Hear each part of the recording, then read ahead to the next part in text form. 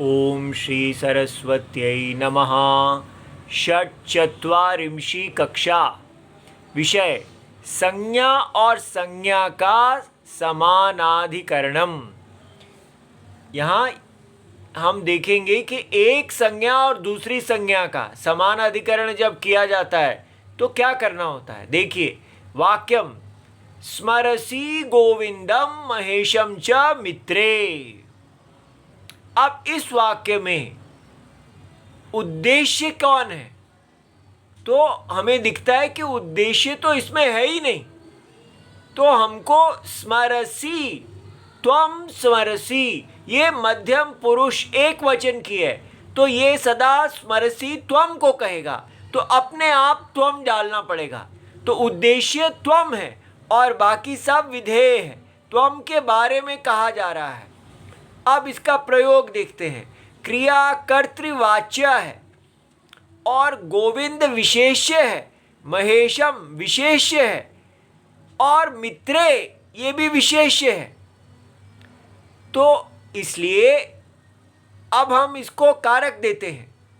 स्मरसि क्रिया का कर्ता कौन है, त्वम, तो कर्ता त्वम को मिल गया।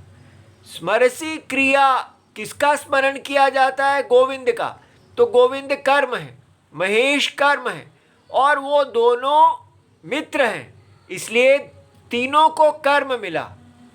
च अव्यय है, विभक्ति, कर्ता को हमेशा प्रथमा विभक्ति मिलती है, तो त्वम को प्रथमा विभक्ति हो गई और कर्म को द्वितीया विभक्ति। जब भी क्रिया कर्तृवाच्य हो तो गोविंद को द्वितीया मिल गई, महेश को और मित्र को।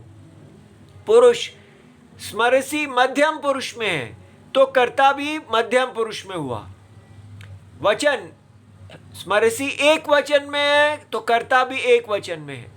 गोविंद एक वचन में है, महेश एक वचन में, इन दोनों को जोड़ के मित्र को द्विवचन में कर दिया। मित्रम मित्रे मित्राणी, इसका द्वितीया विभक्ति याद रहे। मित्रम मित्रे मित्राणी प्रथमा विभक्ति में भी है और द्वितीय विभक्ति में भी मित्रम मित्रे मित्राणी है।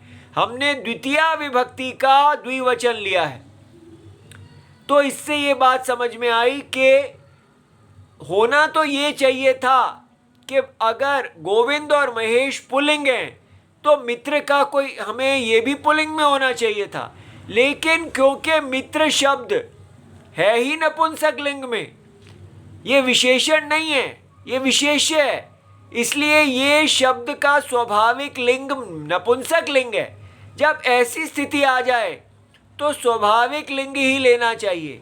तो ये बात समझ में आई कि गोविंद अकारांत पुल्लिंग है, महेश अकारांत पुल्लिंग है, लेकिन मित्र जो है वो अकारांत नपुंसक है, क्योंकि इसका यही लिंग है, तो उसको इससे कोई दोष नहीं होता। ठीक है।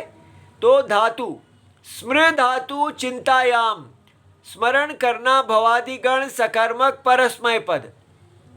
गोविंद अकारांत पुल्लिंग रामवत, महेश अकारांत पुल्लिंग रामवत रूप और अव्यय तो च है। और मित्रे अकारांत नपुंसक फलवत, फलम फले फलानी, फलम फले फलानी।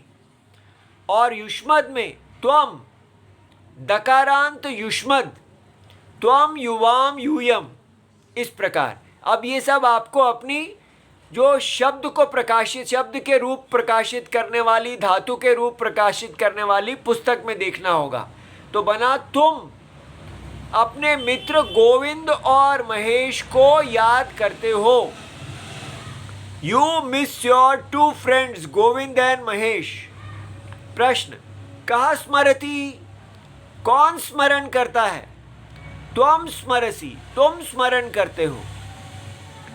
कौ स्मरसि, किनको स्मरण करते हो तुम।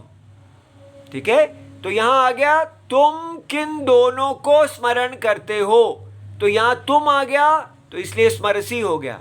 अहम गोविंदम महेशम च मित्रे स्मरामि, तो इसलिए अहम स्मरामि, उत्तम पुरुष के साथ उत्तम पुरुष लगा।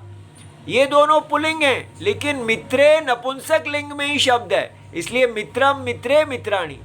अगर एक होता अहम गोविंदम च मित्रम स्मरामि, अहम गोविंदम महेशम कृष्णम च मित्राणि स्मरामि। ठीक है, मैं सरिता मम मित्रम अस्ति, सरिता मेरी मित्र है, ये स्त्रीलिंग है फिर भी मित्रम ही रहेगा। इति सर्वम शिवम, प्रणाम।